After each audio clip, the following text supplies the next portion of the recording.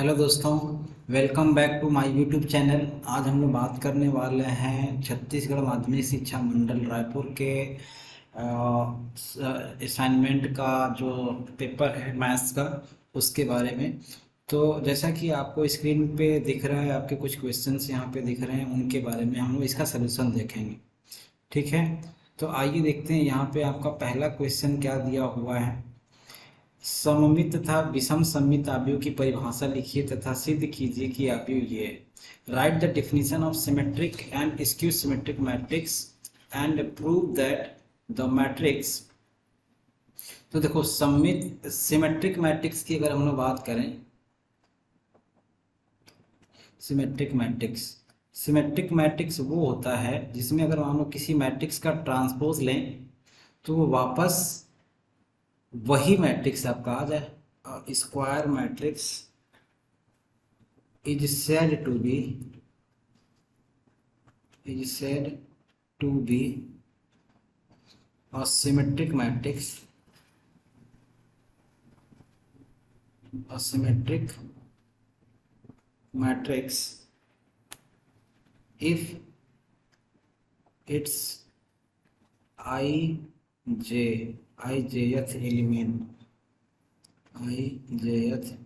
element is same as its jith element, j ith element. ठीक, या इसको आप ऐसे लिख सकते हो कि ए आई जे, इसके जो एलिमेंट होते हैं ए आई जे का वैल्यू ए जे आई के इक्वल होगा। तो ये भी हमारा डिफिनीशन कहलाएगा। या हमने जैसे बोला कि ए ट्रांसपोज का वैल्यू ए के इक्वल आएगा, तो ये तभी होगा। इस सभी में वही सेम चीज़ें हैं। अब जैसे मान लो स्क्यू सिमेट्रिक की अगर हम लोग बात करें तो स्क्यू सिमेट्रिक में क्या बोला जाएगा, a square matrix is said to be a skew symmetric matrix if its I jth element is equal to minus of J I th element. बस आपका यहाँ पे माइनस लग जाएगा। या स्क्यू सिमेट्री में अगर आप बात करोगे तो ए आई जे का जो वैल्यू होगा माइनस ए जे आई के इक्वल होगा। तो ये भी आप बोल सकते हैं एलिमेंट की बात किया जाएगा। या हमने ये ए ट्रांसपोज का वैल्यू माइनस ए के इक्वल आएगा।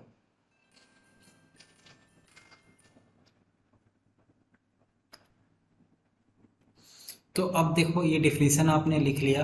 अब इसमें सिमेट्रिक और इसके सिमेट्रिक बनाना है। तो ट्रांसपोज, अगर मान लो जैसे ये ट्रांसपोज लिखा, ए लिखा हुआ है, तो इसका ट्रांसपोज ले लो। इसका ट्रांसपोज लोगे तो आपका क्या आएगा, देखिए ये आपका दिया हुआ है ए, तो ए ट्रांसपोज इसका निकालोगे तो रो कॉलम में या कॉलम रो में चेंज हो जाता है। तो ए ट्रांसपोज निकालोगे तो 1, ये 1, फिर -1 और ये 5, फिर -1 2 और ये 1 और 5 1 एंड 3।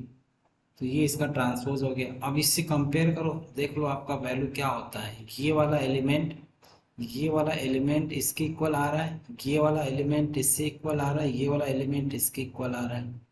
तो ये फिर क्या आ जाएगा, ए ट्रांसपोज ए के इक्वल आ रहा है। यहाँ भी ये देखो, ये वाला एलिमेंट इसके इक्वल आ रहा है, ये वाला इसके इक्वल आ रहा है, ये वाला इसके इक्वल आ रहा है। तो फिर है ये सिमेट्रिक कहलाएगा। अब स्क्यू सिमेट्रिक की बात करते हैं तो इसमें क्या हो जाएगा, बी ट्रांसपोज का वैल्यू माइनस बी के इक्वल आना चाहिए। तो अगर मान लो मैं बी ट्रांसपोज जस्ट सपोज निकालता हूँ, तो बी ट्रांसपोज आप निकालोगे तो क्या आ जाएगा, 0 1 -1 और फिर -1 0 -1 0 और 1, फिर आपका आ जाएगा 1 -1 और 0, ये आपका आ जाएगा। तो अब आप यहाँ देखो, ये वाला एलिमेंट और ये वाला एलिमेंट एक दूसरे के अपोजिट साइन में है, ये और ये, फिर ये और ये अपोजिट साइन में है। मतलब माइनस से मल्टीप्लाई करोगे तो इसके जो एलिमेंट है ए जे आई एलिमेंट ए आई जे में, दोनों में ये वाला टर्म्स यूज हो रहा है। तो इसका मतलब ये हुआ कि ये स्क्यू सिमेट्रिक मैट्रिक्स हो जाएगा। देखिए, इसी पार्ट का क्वेश्चन नंबर 2 दिया हुआ है। बोला जा रहा है कि solve the system of linear equation by using matrix method. तो हम लोग क्या करते हैं, मैट्रिक्स मेथड में सबसे पहले हम लोग इसको क्या करेंगे, इसको बनाएंगे मैट्रिक्स फॉर्म में। 3 -2 3, फिर 2 1 -1, 4 -3 और ये 2। यहाँ हो जाएगा आपका x y और z, और यहाँ हो जाएगा आपका 8 1 एंड 4, ये आपका हो जाएगा। तो अगर मान लो हम इसको a मानते हैं, इसको हमारा x है और ये हमारा मान लो b है, तो मान लो हमको इसका मॉड निकालना है, तो मॉड निकालेंगे मैट्रिक्स, जो भी मैट्रिक्स है उसका मॉड निकालने का मतलब ये हुआ कि हम क्या कर रहे हैं, उसको डिटर्मिनेंट फाइंड आउट करें। तो फाइंड आउट कर लेते हैं। तो 3 इंटू 2 -3 हो जाएगा, प्लस 2 इंटू, इसको सॉल्व करेंगे तो 4 4 हो जाएगा, और फिर प्लस 3 इंटू, इसको सॉल्व करेंगे तो -6 -4 हो जाएगा, यानी -3 प्लस 16 और -30, तो ये हो जाएगा -33 प्लस 16। सॉल्व करेंगे तो ये हो जाएगा 17 हो जाएगा माइनस मॉड ए का वैल्यू। अब हम क्या करते हैं, सभी एलिमेंट्स के को फैक्टर फाइंड आउट कर लेते हैं। को फैक्टर निकालेंगे तो इसको सॉल्व करेंगे तो -1 आएगा, A11 A12 निकालेंगे तो हमारा 8 हो जाएगा, A13 निकालेंगे तो -10 हो जाएगा, ठीक।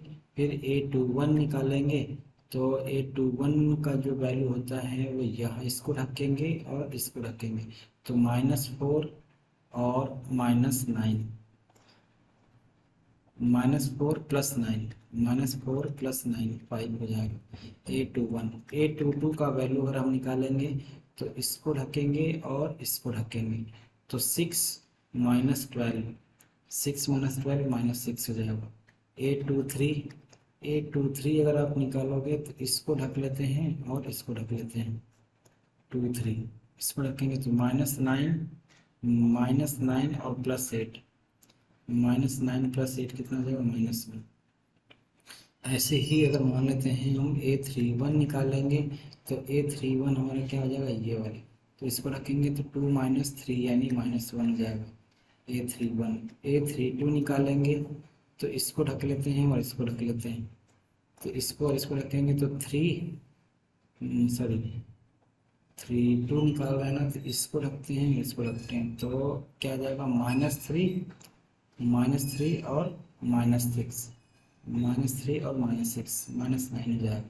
और A33 निकालेंगे तो हमारा हो जाएगा 3 + 4 यानी 7 हो जाएगा। A33 निकालेंगे तो 3 + 4 7 हो जाएगा। अब इसमें क्या करते हैं, लास्ट में हम लोग साइन चेंज करते हैं। साइन चेंज मतलब ऑड टर्म्स वाले, 1 और 2 का सम ऑड होता है तो यहाँ साइन चेंज हो जाएगा। 1 3 इवन नहीं होगा, यहाँ 2 1 का साइन चेंज हो जाएगा, यहाँ -5 हो जाएगा। इसका भी साइन चेंज हो जाएगा, 3 1 3 2 का साइन चेंज हो जाएगा, है ना। अब क्या करते हैं, एडजॉइंट ए निकाल लेते हैं।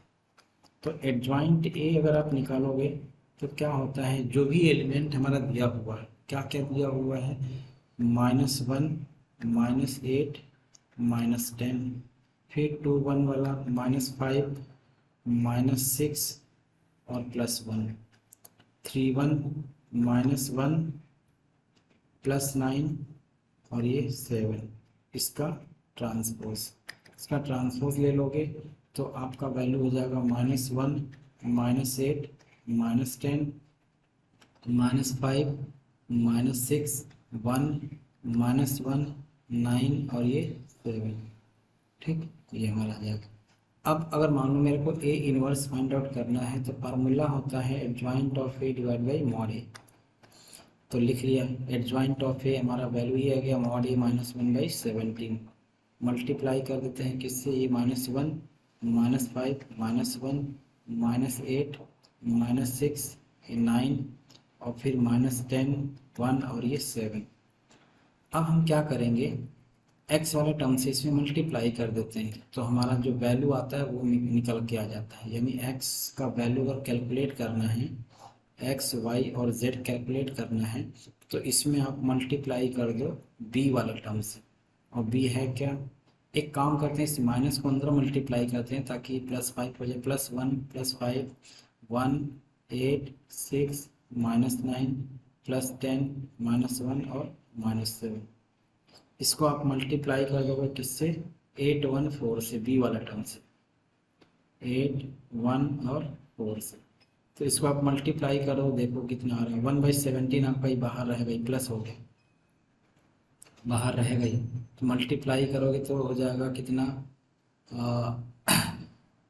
8 है ना, 8 फिर 5 फिर 4, फिर इसको इससे मल्टीप्लाई करोगे तो 64 और फिर +6 -36, फिर इसको इससे मल्टीप्लाई करोगे तो 80, फिर -1 और फिर -28।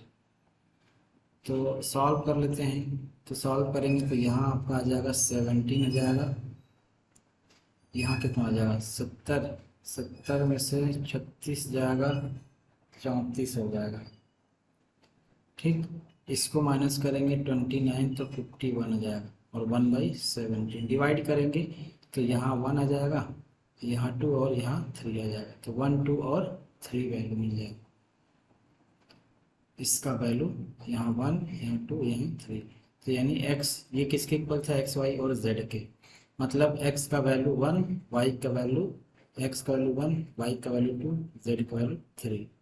आप इसके आंसर को चेक भी कर सकते हो, मान लो आप यहाँ रखोगे 1 रखते हो तो 3 × 1 - 2 × 2 + 3 × 3 कितना आ जाएगा, 3 - 4 + 9 -1 + 9 कितना आ रहा है, 8 आ रहा है, मतलब आंसर सही है। ठीक, ये आ जाएगा। देखिए नेक्स्ट क्वेश्चन उनका दिया हुआ है, बोला जा कि define the adjoint of a matrix, find the adjoint of matrix and verify that A adjoint A is equal to adjoint A is equal to mod A. ठीक, तो सबसे पहले हम लोग डिफिनीशन लिखते हैं adjoint, ADJOINT, adjoint of a square matrix of A. देखो अगर आप इसको डिफिनीशन लिखना चाहते हो तो सिंपल सा लिख सकते हो, क्या चीज़, the transpose of its cofactor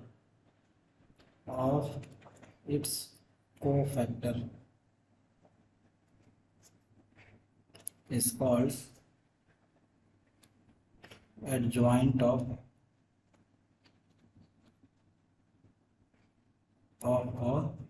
a square matrix।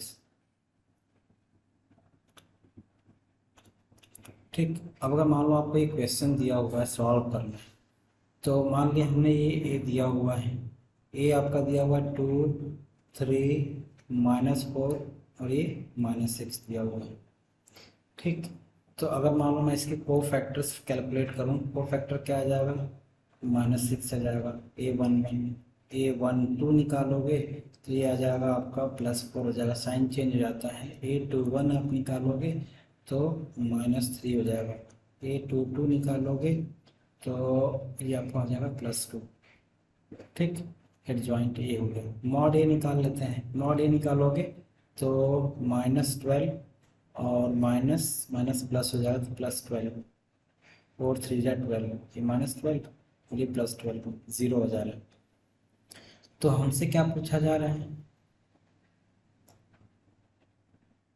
6 2 12 और 4 3 12, तो ये मॉड ए आपका वैल्यू 0 आ जा रहा है ना। हमसे ये बोला जा रहा है कि ए × एडजॉइंट ए, तो ए × एडजॉइंट ए, तो एडजॉइंट ए हमारा एक मैट्रिक्स दिया हुआ है ए, तो ए का वैल्यू हम लोग मान लो यहाँ रखते हैं, ए हमारा दिया हुआ है क्या चीज़, ए × अगर एडजॉइंट ए पहले निकाल लेते हैं, तो ए हमारा दिया हुआ है क्या चीज़, 2 3 -4 -6 दिया हुआ है, और एडजॉइंट ए हम निकाल चुके हैं यहाँ से। एडजॉइंट ए यहाँ से अगर आप निकालोगे तो वो आपका आ जाएगा -6 +4 -3 और ये +2। ट्रांसपोज लेते हैं, जो भी कोफैक्टर था उसका ट्रांसपोज, तो -6 -3 4 और ये 2 आ रहा है। अब इसको मल्टीप्लाई कर लेते हैं, देखते हैं क्या आ रहा है। मल्टीप्लाई करेंगे तो इसका इसमें मल्टीप्लाई होगा तो कितना हो जाएगा, -12 और ये +12। इसको इसमें मल्टीप्लाई करेंगे तो 3 × 2 = 6 -6 और ये +6।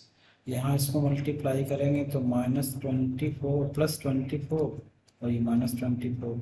इसको मल्टीप्लाई करेंगे तो +12 -12 0 आ जा रहा है ना, जीरो मैट्रिक्स। ऐसे ही इसको मल्टीप्लाई करेंगे, ये a इंटू एडजॉइंट a आ गए, ये वाला पहला वाला value a into adjoint a। अब एडजॉइंट a इंटू a निकाल लेते हैं, तो एडजॉइंट a का वैल्यू हमारा निकाला था -6 -3 4 और 2, और a का वैल्यू हमारा ये है 2 3 -4 -6। ये क्या हमने निकाल रहा हूँ, adjoint of a into a, ठीक, adjoint of a into a निकाल रहा हूँ। तो इसको भी आप मल्टीप्लाई करके देख लो, इसको मल्टीप्लाई करोगे तो -6 और -12 हो जाएगा, इसको मल्टीप्लाई करोगे तो +12 हो जाएगा। इसको फिर इसमें मल्टीप्लाई करते हैं तो -18 और +18, ये +18 हो जाएगा।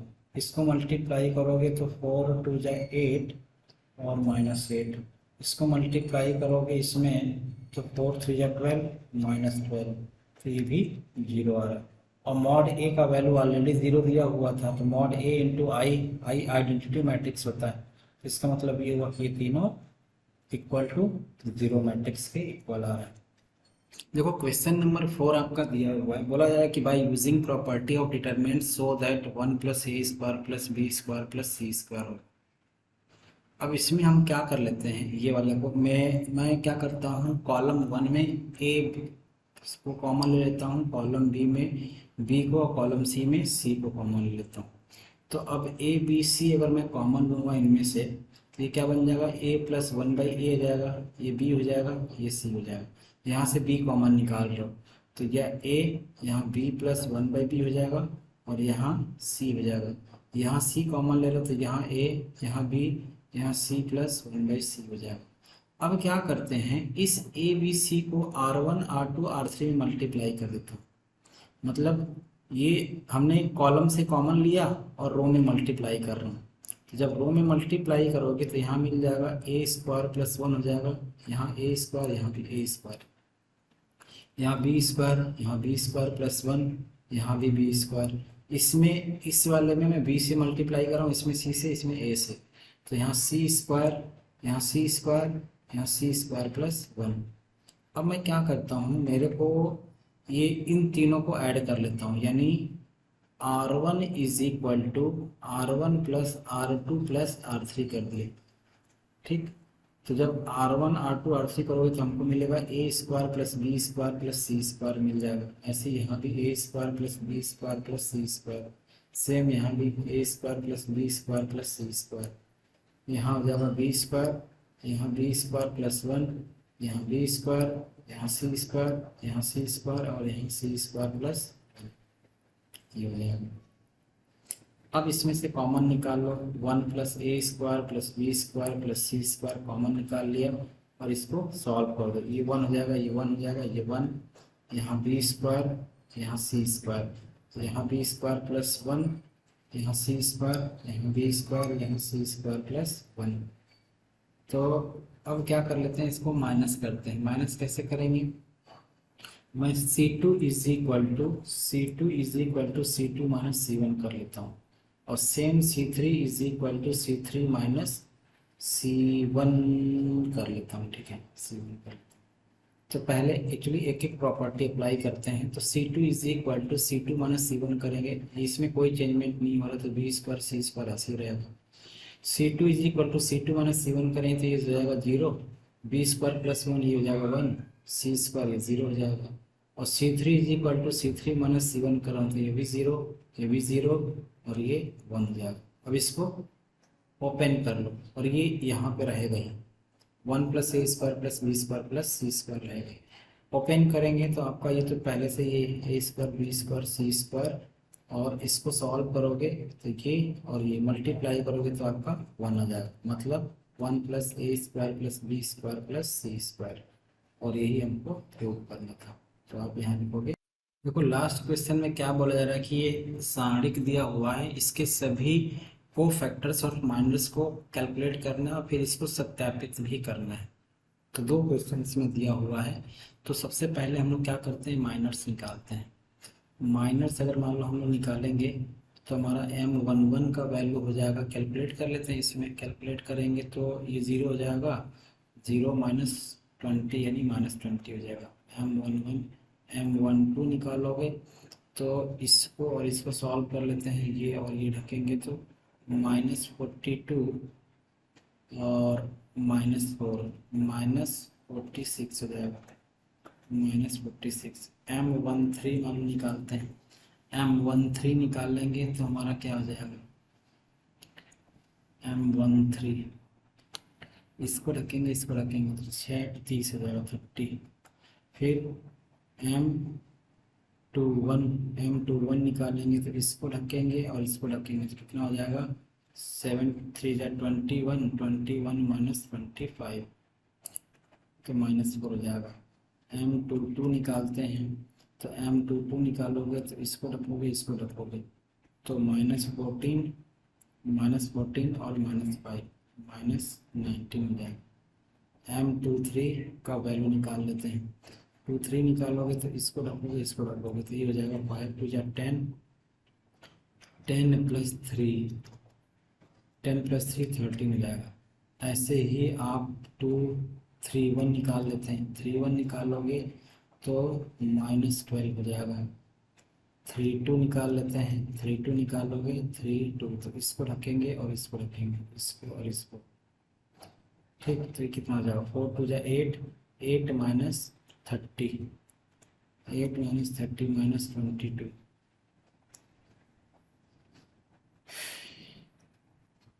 ठीक, 3 3 निकाल लेते हैं तो 3 3 कैलकुलेट करेंगे तो इसको रखेंगे और इसको रखेंगे तो ये तो हो जाएगा 0 और 0 ये +18 हो जाएगा। तो मतलब क्या हुआ, ये हमारा माइनर्स आ गए। अब को फैक्टर्स अगर मान लो हम लोग निकालेंगे तो को फैक्टर के लिए हम लोग को क्या करना पड़ेगा, जो भी हमारा वैल्यू होता है, ये A11 निकालेंगे तो ये वही रहता है, A12 निकालेंगे तो साइन चेंज हो जाएगा, +46 हो जाएगा। A13 निकालेंगे तो वही रहेगा, 30 हो जाएगा। फिर A21 निकालेंगे तो यहाँ साइन चेंज हो जाएगा, +4 हो जाएगा। A22 निकालेंगे तो ये वही रहेगा। A23 निकालेंगे 23 हमारा -13 हो जाएगा। फिर 31 निकालेंगे तो वही रहेगा -12। 32 निकालेंगे तो 32 आपका हो जाएगा कितना, +22 हो जाएगा। और 33 निकालेंगे ये 33 तो सेम वही रहेगा जो हमारा वैल्यू दिया हुआ है +18। तो ये हमारे माइनर्स और को फैक्टर्स निकल के आ गए। अब देखो हमको ये वेरीफाई करने बोल रहा है, तो सबसे पहले तो A11 हमारा अगर 2 है, A12 हमारा क्या दिया हुआ -3 है, A13 क्या दिया हुआ +5 दिया हुआ, तो रखते हैं इसमें। तो हम क्या करते हैं, ये वैल्यू जो हमसे पूछा गया इसमें पुट कर देते हैं सारी वैल्यूज़ को। A11 का वैल्यू है आपका 2, A31 का वैल्यू है -12, ठीक। A12 का वैल्यू है, A12 का है -3 और A32 का वैल्यू है, 32 का वैल्यू है 22। फिर +13 का वैल्यू है, A13 का वैल्यू स्मॉल A13 5 और A33 का वैल्यू था +18, यहाँ 18 है। इसको सॉल्व करेंगे तो -24 -66 और +90 तो ये हो जाएगा -90 और ये +90, 0 हो जा रहा है, यही बनाना था, ठीक। तो ये आपका क्वेश्चन था, है ना, 5 क्वेश्चन था और आई होप आपको समझ में आया होगा। कहीं अगर डाउट होता है तो आप कमेंट में कमेंट करके पूछ सकते हैं। Thank you, tata, bye bye and have a nice day.